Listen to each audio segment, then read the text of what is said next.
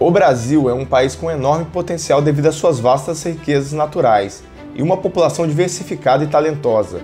No entanto, apesar de ter sido rotulado como o país do futuro há décadas, muitas das suas ambições ainda não foram concretizadas. Mas por que isso acontece? O que impede o Brasil de alcançar todo o seu potencial e se tornar verdadeiramente uma potência global? Este vídeo explora as razões por trás do apelido País do Futuro e o que precisa ser feito para que o Brasil finalmente realize todas as suas promessas. O fundo verde simboliza as matas brasileiras e a esperança, enquanto o losango amarelo representa a riqueza mineral do país. A esfera azul com estrelas brancas simboliza o céu do Brasil e as diferentes unidades federativas do país. A faixa branca com o lema Ordem e Progresso foi inspirado no lema do filósofo francês Auguste Comte e representa a ideia de que o país deve progredir de forma ordenada e harmoniosa. Essas palavras refletem as grandes ambições de poder do Brasil, que com a sua vasta extensão territorial, incluindo maravilhas naturais como a Amazônia e cerca de metade da população e do território da América do Sul, não pode ser negado o seu potencial geopolítico. No entanto, a verdadeira complexidade do país é ocultada por uma simples análise superficial do mapa. A paisagem brasileira é acidentada, irregular e mal adaptada ao desenvolvimento econômico. E apesar dos esforços esporádicos de industrialização, o Brasil ainda está preso em um modelo econômico extrativista. Além disso, sua política interna fragmentada abre caminho para interferência e subversão estrangeira. Então, o que é necessário para que o Brasil realmente se desenvolva e por que essa suposta terra do futuro ainda não conseguiu alcançar seu potencial? Aproveite, dê o seu like e se inscreva no canal. A localização central do Brasil, próximo à África e equidistante da Europa e América do Norte, desempenhou um papel crucial em sua significância geoeconômica global. No entanto, quando Portugal recebeu a costa brasileira por meio do Tratado de Tordesilhas em 1494, seu potencial de desenvolvimento não era imediatamente óbvio. Embora a costa montanhosa fosse naturalmente bela, sua falta de planícies costeiras e densa vegetação não a tornava atraente para o povoamento.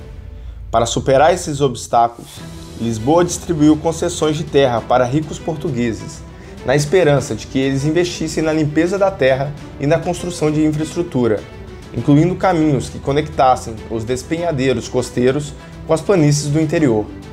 No entanto, o desenvolvimento ocorreria em torno de economias de escala, especialmente na produção de culturas comerciais com alta relação valor-peso, como o açúcar. A violência colonial e as doenças europeias rapidamente eliminaram a população indígena local, forçando os colonizadores a importar quase 6 milhões de africanos escravizados nos próximos 350 anos para trabalhar nas plantações. O resultado foi uma sociedade oligárquica com uma grande classe subalterna afro-brasileira, que hoje representa metade da população do Brasil. A dependência de exportações monocultoras gerou poderosos grupos de lobby do agronegócio, o que levou o governo federal a priorizar suas agendas. Como resultado, o Brasil ficou preso no ciclo de commodities, onde indústrias como a borracha amazônica e o café paulista floresceram apenas para entrar em colapso com as flutuações do mercado global. Além disso, a concentração geográfica dos grupos de lobby gerou regionalismo, onde diferentes indústrias competiram por financiamento federal.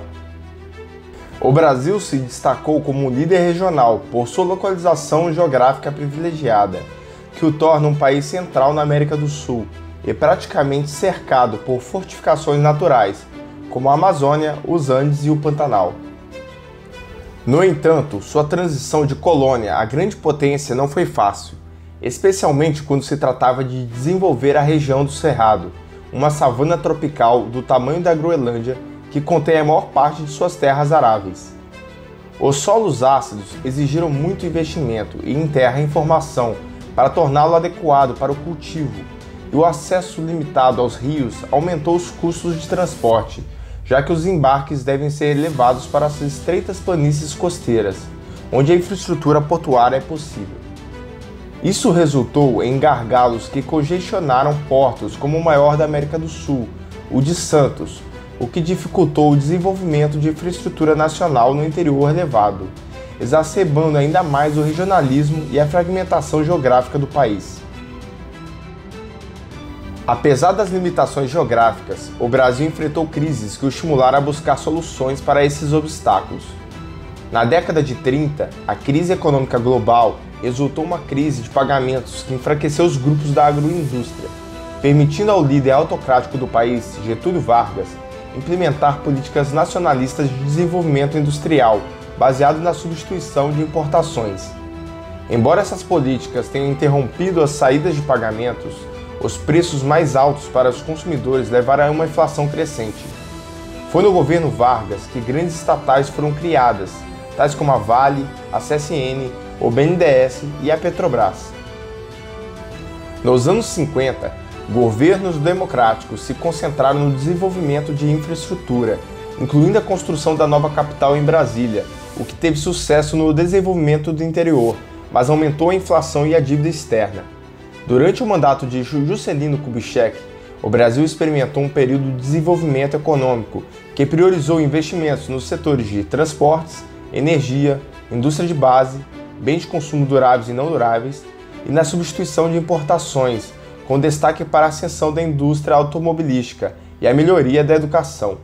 O governo acreditava que a industrialização e o desenvolvimento da economia poderiam diminuir a desigualdade social e gerar riquezas para o país. Para alcançar esses objetivos, JK lançou seu plano de metas, que visava levar o Brasil a desenvolver o equivalente a 50 anos em apenas 5 anos. Em 1964, o então presidente João Goulart, ou Jango, foi deposto do cargo de presidente do Brasil em 31 de março de 1964, em um golpe militar liderado por setores conservadores da sociedade brasileira com o apoio dos Estados Unidos. O governo de Goulart era visto como uma ameaça à ordem estabelecida e aos interesses das elites econômicas e políticas do país. Devido às suas políticas de reforma agrária, nacionalização de empresas estrangeiras e aumento do papel do Estado na economia. Durante a ditadura militar, a economia brasileira enfrentou a austeridade, com cortes nas importações e expansão das exportações do capital estrangeiro. A partir da década de 70, a industrialização, liderada pelos estados, começou a trazer resultados positivos. Impulsionada pelo desmatamento do Cerrado e pelo declínio da economia da Argentina, que permitiu ao Brasil converter países como Bolívia, Paraguai e Uruguai em satélites econômicos. No entanto, a industrialização também causou a migração em massa de trabalhadores rurais para as áreas urbanas, gerando desemprego em larga escala. Após a redemocratização em 85, a Amazônia foi tratada como uma válvula de escape econômica, com vastas áreas de floresta tropical sendo desmatadas para exploração e novos assentamentos de trabalhadores rurais sendo estabelecidos para incentivar a migração demográfica. Como resultado, uma área da floresta tropical do tamanho da Califórnia foi devastada entre 1970 e 2007.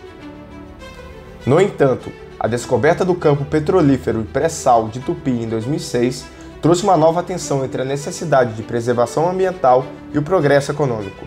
Com uma reserva de 8 bilhões de barris de petróleo recuperáveis, essa descoberta representou a maior reserva de hidrocarbonetos no hemisfério ocidental nos últimos 30 anos e transformou o Brasil em um dos principais produtores de petróleo do mundo. No entanto, a descoberta do campo petrolífero pré-sal de Tupi também trouxe consigo intriga política indesejada. Em 2009, o presidente Lula da Silva provocou um silêncio em Washington quando tornou a empresa estatal Petrobras a principal operadora nos blocos de petróleo offshore e se associou à empresa chinesa de petróleo Sinopec, deixando de lado as multinacionais americanas. As relações com sua sucessora Dilma Rousseff pioraram ainda mais quando os vazamentos da NSA em 2013 revelaram que Washington estava espionando o escritório da presidente e da Petrobras. Em 2016, Dilma Rousseff foi deposta do cargo de presidente através de um processo de impeachment aprovado pelo Congresso Nacional. Michel Temer, seu sucessor, anunciou imediatamente uma venda de ativos públicos, incluindo concessões para aeroportos, estradas, ferrovias e os blocos de petróleo offshore. Durante o governo Bolsonaro, a economia brasileira apresentou avanços em algumas áreas, como a reforma da Previdência e na aprovação de medidas para a melhoria do ambiente de negócios, como a Lei da Liberdade Econômica. Houve também a retomada do crescimento econômico após a recessão dos anos anteriores e o aumento do PIB. No entanto, o governo enfrentou desafios econômicos significativos, como a alta taxa de desemprego e a queda na arrecadação tributária devido à pandemia Covid-19. Outro ponto que vale ressaltar é que desde 2009 as relações entre Brasília e Pequim têm se estreitado.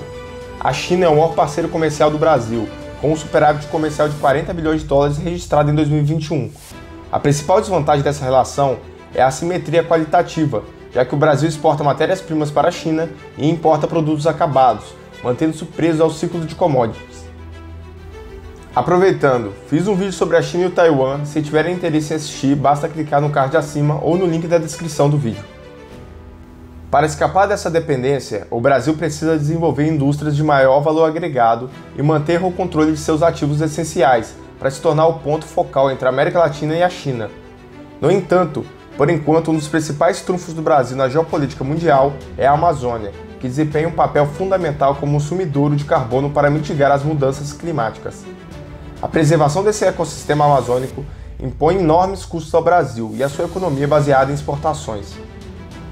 A situação é ainda mais complexa quando se considera que o Brasil contribui apenas com 1% das emissões históricas de carbono, levando muitos a argumentarem que é irracional pedir que o país abdique de seus interesses econômicos para salvar países ricos que desenvolveram suas economias queimando hidrocarbonetos. A geografia física difícil do Brasil dificultou seu desenvolvimento, enquanto reforçava sua economia baseada em extração. Essa situação resultou em bolsões de influência que frustraram o desenvolvimento nacional, promoveram o regionalismo e abriram caminhos para a interferência estrangeira. Além disso, é importante realizar as reformas administrativas e tributárias, investir em educação e inovação para aumentar a produtividade, reduzir a desigualdade e criar empregos de alta qualidade. Outras medidas incluem a promoção de comércio exterior, a simplificação de regulamentações excessivas, a redução da burocracia e a melhoria da infraestrutura, especialmente nos setores de transporte, energia e tecnologia. Apesar disso, o Brasil possui diversas fortalezas econômicas, entre elas se destaca o agronegócio, o setor de serviços e a indústria. O agronegócio é responsável por uma parcela significativa das exportações do Brasil, com produções como soja, café, açúcar e carne bovina. Já o setor de serviços engloba uma ampla gama de atividades, incluindo turismo, tecnologia da informação, finanças e comércio. Por fim, a indústria brasileira é diversificada e abrange desde a produção de bens de consumo até a fabricação de equipamentos para diversos setores, como o automotivo e a energia. Essas fortalezas econômicas são essenciais para o desenvolvimento e a sustentabilidade do país. O Brasil também é o país mais poderoso da América Latina, com credenciais diplomáticas para se tornar uma potência globalmente respeitada no futuro.